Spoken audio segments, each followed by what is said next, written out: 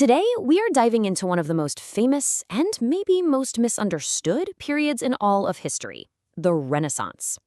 It's this era that we always connect with incredible art, world-changing ideas, and just pure genius. But here's the thing, was it really just a sudden flash of brilliance? Like someone flipped a switch after centuries of darkness? What if that simple story we've all heard isn't the whole story? That's what we're going to get into. So let's start with that classic story, the one you probably learned in school. The idea of the Renaissance as this incredible rebirth of civilization. I mean, the word itself, Renaissance, literally means rebirth. And that term really got locked in during the 1800s thanks to a historian named Jacob Burckhardt.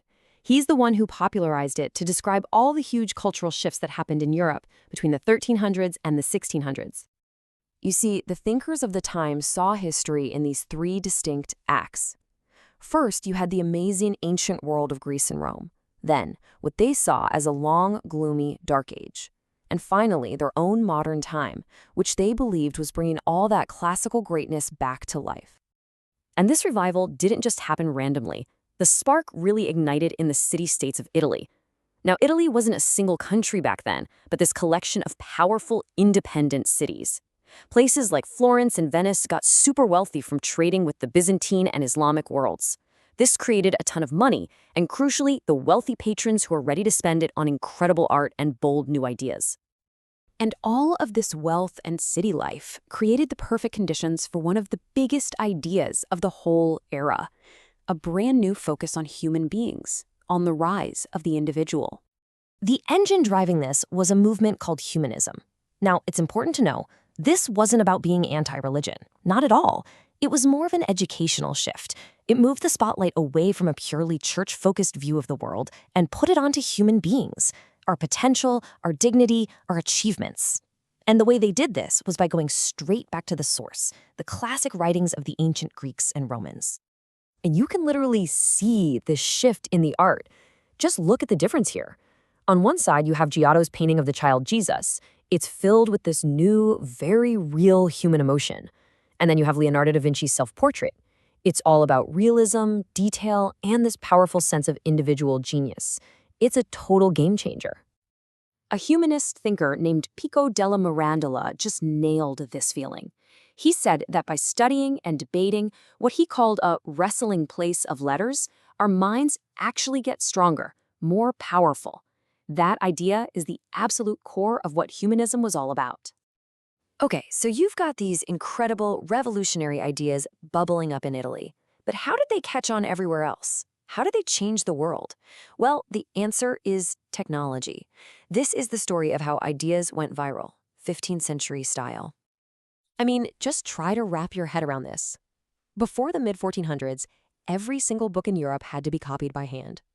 A monk, sitting in a room, writing for months, maybe even years, just to make one copy. The speed of knowledge was literally the speed of a pen. And then, in 1455, Johannes Gutenberg gets his printing press working. Suddenly, he could print 150 Bibles in the same amount of time it took that one monk to copy a single one. This wasn't just a small step forward, it was an absolute information explosion. And you can see the ripple effect almost instantly. After Gutenberg, the pace of everything just accelerates like crazy. We get breakthroughs in navigation, the so-called discovery of new continents, and some of the greatest art ever created. Ideas were now moving faster than anyone could have imagined. Okay, so that's the classic story. It's exciting, it's heroic, but it's not the whole story. When you look a little closer, you start to see some pretty big cracks in that simple foundation. So on the one hand, you have that neat three-act play, a dark age, then a sudden rebirth. But today, most historians see that as a huge oversimplification. It ignores all the important things that were happening in the Middle Ages, and even more importantly, it totally leaves out the massive contributions from cultures outside of Europe. And that leads us to a really fundamental question, one that kind of turns the whole traditional story on its head. Was the Renaissance really just a European thing? The answer, as we now know, is a definite no.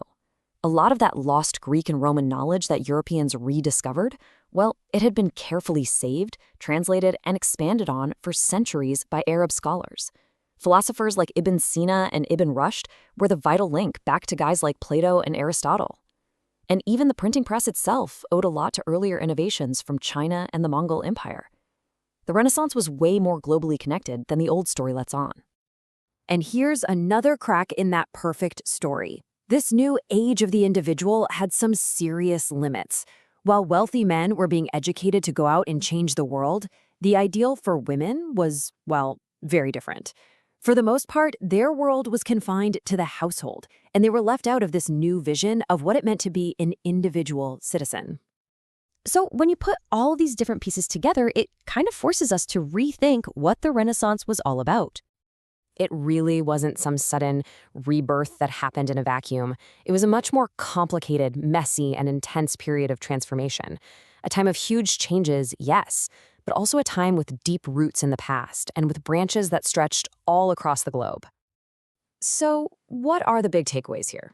Well, first, the Renaissance did mark a massive shift toward valuing observation and knowledge. Second, it absolutely brought us a new way of thinking about the individual's place in the world. Third, and this is crucial, it wasn't just a European story. It was deeply connected to Asia and the Islamic world.